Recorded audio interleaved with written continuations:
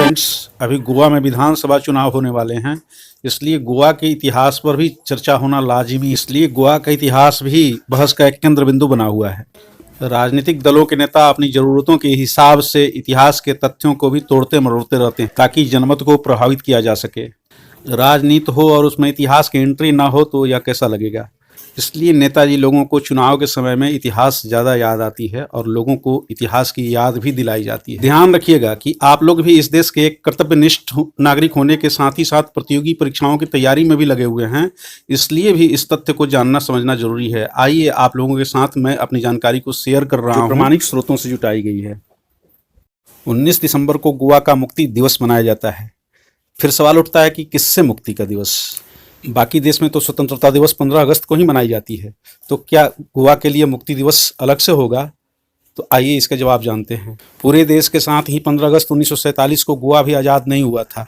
गोवा पुर्तगालियों के अधीन था। जब भारत को 15 अगस्त 1947 को ब्रिटिश राज से मुक्ति मिली यानी आज़ादी मिली, उस वक्त गोवा, दमन, दीव, दादरा, नागर हवेली जैसे भारत के अभिन्न अंग पुर्तगालियों के अधीन बने रहे थे और पुर्तगाल उन्हें अभी भी मुक्त करने को तैयार नहीं था। कई बार उससे अनुरोध किया गया था कि इन्हें मुक्त कर दो, ये भारत के अभिन्न अंग रहे हैं प्राचीन काल से ही और अभिन्न अंग रहेंगे भी, और तुम्हें तो मुक्त करना ही पड़ेगा आगे चल करके। लेकिन पुर्तगाल सुनने वाला नहीं था। उस वक्त भारत नया नया ही आज़ाद हुआ था और अपनी ताकत का इस्तेमाल भारत को एक करने में लगाए हुए थे। अंग्रेजों ने भारत को स्वतंत्रता के समय लगभग बिखरा हुआ छोड़ दिया था। जम्मू कश्मीर की समस्या अलग थी, हैदराबाद और जूनागढ़ की समस्या अलग थी। ये उत्पात मचा रहे थे कि हमें भारतीय संघ में नहीं रहना है। इसलिए पहले इनके एकीकरण का सवाल सबसे बड़ा था और इन पर सबसे ज़्यादा ध्यान दिए जाने की ज़रूरत थी, जो किया भी गया था। कश्मीर के तत्कालीन राजा हरि सिंह को भारतीय संघ से अनुरोध करना पड़ा था कि आप हमें भारतीय संघ में मिला लें, ये हमारी ज़रूरत है। कश्मीर तो भारतीय संघ का अभिन्न हिस्सा था ही, उसे मिलना ही था। लेकिन उस वक्त राजा हरि सिंह टाल मटोल कर रहे थे कि ना हम पाकिस्तान में रहेंगे ना ही भारत का हिस्सा बनेंगे। उधर जब कश्मीर पर पाकिस्तान की तरफ से कबायली अटैक हुए तो घबरा करके तत्कालीन राजा हरि सिंह ने भारतीय प्रधानमंत्री और गृह मंत्री से संपर्क किया कि हमें जल्दी से जल्दी भारतीय संघ में मिलाया जाए। इसके लिए भारत को सैनिक हस्तक्षेप करना पड़ा था और कश्मीर भारत का अभिन्न अंग बना रहा। जूनागढ़ में फरवरी 1948 में जनमत संग्रह कराने पड़े थे ताकि उसे भारतीय संघ में मिलाया जा सके। जूनागढ़ का शासक चाहता था कि वह जूनागढ़ को पाकिस्तान का अंग बनाए, जबकि वहां की जनता हिंदुस्तान का अंग बने रहना चाहती थी।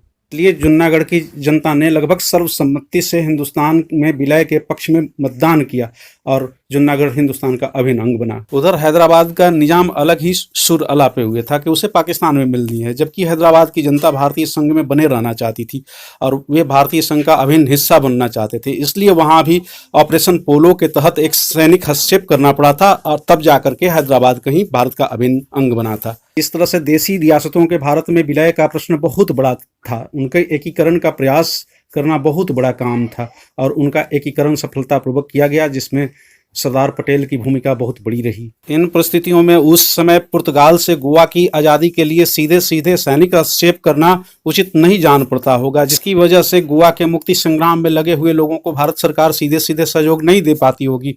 भारत की सरकार पुर्तगाल सरकार से अनुरोध करती रही कि गोवा, दमन, दीव, दादरा, नागर हवेली जैसे प्रांतों को मुक्त कर दिया जाए, लेकिन पुर्तगाली ऐसे मानने वाले नहीं थे। वे अनुनय विनय को किसी भी हाल में सुनने वाले नहीं थे।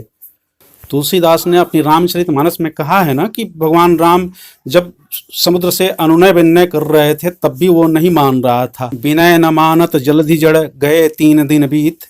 तब भगवान राम ने शक्ति का अनुसंधान किया था और समुद्र को सामने आ जाना पड़ा था। कभी कभार जड़ लोग अनुनय विनय की भाषा को समझते भी नहीं हैं, उन्हें तो शक्ति प्रदर्शन करके ही मनाना पड़ता है। भारत की सरकार ने एक डिसीजन लिया था कि गोवा जैसे महत्वपूर्ण स्थल को भारत में मिलाने के लिए सैनिक हस्तक्षेप तो करना ही पड़ेगा। इसलिए 18 दिसंबर 1961 को सेना के तीनों अंगों को गोवा की मुक्ति के लिए लगा दिया गया, जिसमें 30,000 सैनिकों ने हिस्सा लिया। पुर्तगाली गवर्नर 36 घंटे के अंदर ही सरेंडर कर गया और इस तरह से गोवा को मुक्त करा लिया गया। 19 दिसंबर 1961 को गोवा भारत का एक अभिन्न अंग बन गया। प्राचीन काल से ही गोवा भारत का एक अभिन्न अंग रहा था, जिस पर पुर्तगालियों ने 1510 में कब्जा करके और अपना शासन स्थापित कर लिया था। इसे 450 वर्षों के बाद कराया जा सका और इस तरह से गोवा और दमन दीव को मिलाकर के भारत का एक केंद्र शासित प्रदेश बनाया गया था, जो कि 20 मई 1987 को गोवा को अलग करके एक स्टेट बना दिया गया, जबकि उससे अलग होकर के दमन और दीव को केंद्र शासित प्रदेश बने रहने दिया गया। डॉक्टर राम मनोहर लोहिया के नेतृत्व में 1946 से ही गोवा में मुक्ति संग्राम छिड़ चुकी थी और वह सत्याग्रह से गोवा को मुक्ति दिलाना चाहते थे। इस प्रश्न पर लोहिया को गांधी जी का समर्थन प्राप्त था, लेकिन जवाहरलाल नेहरू इससे सहमत नहीं थे। 15 अगस्त 1947 को देश आजाद हो गया और पंडित जवाहरलाल नेहरू लंबे समय तक पुर्तगाल की समस्या को गाल पर फुंसी की तरह ही समझते रहे, जिसे कभी भी मसला जा सके। एक बार ऐसा उन्होंने कहा था। उधर गोवा दमन दीव में लोगों की छटपटाहट बढ़ रही थी कि देश तो आजाद हो गया, लेकिन अभी भी हम गुलाम बने हुए हैं और हमें आजादी कब मिलेगी। और इधर नेहरू जी के द्वारा लगातार विलंब हो रहा था, जिससे बेचैनी और बढ़ते जा रही थी और उग्रता भी बढ़ रही थी। अभी भी वह अनुनय विनय में ही विश्वास कर रहे थे और किसी भी शक्ति प्रदर्शन से बच रहे थे। अंत में देर आयद दुरुस्त आयद की कहावत चरितार्थ हुई और भारत सरकार ने बल प्रयोग करने का निर्णय लिया। फलतः वहां तीनों सेना के अंग उतारे गए, 30,000 सैनिक लगे और लगभग 36 घंटा के अंदर में ही पुर्तगाली गवर्नर को आत्मसमर्पण कर देना पड़ा और उस ऑपरेशन का नाम ऑपरेशन विजय दिया गया। इस तरह से 19 दिसंबर 1961 को गोवा दमन दीव भारत का अभिन्न अंग बन गया। नेहरू जी जिसे फुंसी समझ रहे थे, उसके लिए ऑपरेशन तक करना पड़ा। इस तरह से गोवा दमन तथा दीव को मिलाकर के एक केंद्र शासित प्रदेश बनाया गया। उधर दादरा और नगर हवेली 1954 से ही पुर्तगाली शासन से मुक्त हो गया था और दादरा और नगर हवेली में प्रशासन वहां के वरिष्ठ नागरिकों की एक पंचायत के द्वारा संभाली जा रही थी, जो 1954 से 1961 तक चला। 1961 में दादरा और नगर हवेली को भी मिलाकर के एक केंद्र शासित प्रदेश बनाया गया। इस तरह से पुर्तगाल शासित राज्यों में 2 केंद्र शासित प्रदेश बने थे, गोवा दमन दीव एक केंद्र शासित प्रदेश और दादरा नगर हवेली दूसरा केंद्र शासित प्रदेश। 30 मई 1987 को गोवा को भारत का एक पूर्ण राज्य बना दिया गया। दमन तथा दीव भारत के एक केंद्र शासित प्रदेश बना रहा। फिर 26 जनवरी 2020 से एक नया केंद्र शासित प्रदेश अस्तित्व में आ गया। दादरा नगर हवेली तथा दमन दीव को मिलाकर के एक ही केंद्र शासित प्रदेश बना दिया गया।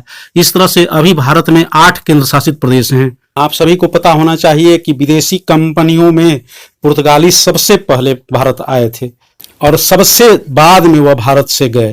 वर्ष 1498 में ही पुर्तगाली नाविक वास्को डी गामा पहली बार भारत आया था। भारत के लिए नए समुद्री मार्ग की खोज करते हुए भारत आया था और नए समुद्री मार्ग से भारत आने वाला वह प्रथम यूरोपीय था। भारत का यूरोप के साथ व्यापारिक संबंध काफी पुराना था। रोम के माध्यम से तो प्राचीन काल से ही भारत से गहरा व्यापारिक रिश्ता था, लेकिन मध्यकाल में यूरोपीय व्यापार में अरबियों का एकाधिकार जैसा था। 1453 में कुस्तुनतुनिया पर ऑटोमन तुर्कों का अधिकार हो गया, जिससे यूरोप का सीधे सीधे स्थलीय मार्ग प्रभावित हुआ और व्यापारिक रिश्ते काफी कमजोर पड़ गए। उधर यूरोप में पुनर्जागरण हुआ था और नए नए समुद्री मार्गों की खोज हो रही थी। कई देश समुद्री मार्गों की खोज में अभियान चलाए हुए थे, जिसमें पुर्तगाल भी एक था। तरह से अब्दुल माजिद नामक एक नाविक के सहयोग से वास्को डी गामा भारत के कालीकट में पहुंचा था, जहां के जमोरिन ने उसका काफी स्वागत किया और उसे व्यापार करने की अनुमति दी। दूसरी तरफ व्यापारियों ने वास्को डी गामा का व्यापक विरोध किया था और उन व्यापारियों में अधिकतर मुसलमान ही थे। लेकिन तब प्रश्न हिंदू और मुसलमान का नहीं था, क्योंकि राजा तो हिंदू था और व्यापारी अधिकतर मुसलमान थे और अपनी अपनी स्वार्थ की वजह से वो लोग विरोध कर रहे थे या सपोर्ट कर रहे थे। उनमें किसी भी तरह की राष्ट्रीय भावना का अभाव था और वास्को डी गामा भारत को गुलाम बनाने के उद्देश्य से चला भी नहीं था, या पुर्तगालियों का भी अभी वह उद्देश्य नहीं रहा था। वास्को डी गामा जब यहाँ से पुर्तगाल लौटा तो भारतीय सामानों को 60 गुना अधिक कीमत में बेचा, यानी उसे 60 गुना अधिक मुनाफा हुई। फलतः 1501 में वह दोबारा भारत लौटा। भारत के साथ व्यापार में मुनाफे को देखते हुए पुर्तगालियों का भारत में आना जाना लगा रहा और 1510 में अल्फांसो द अल्बुकर्क गोवा का पुर्तगाली गवर्नर बना और इस तरह से गोवा पुर्तगाली अधीन में चला गया। पुर्तगालियों का शासन ब्रिटेन वालों से कम उत्पीड़न वाला नहीं था। वहां भी उत्पीड़न की रेट बहुत ज्यादा ही थी। शोषण होते थे, अत्याचार होते थे और अंग्रेजों से वह कभी भी कम नहीं पड़ते थे, यानी अंग्रेजों से ज्यादा ही शोषण का चरित्र उनका था।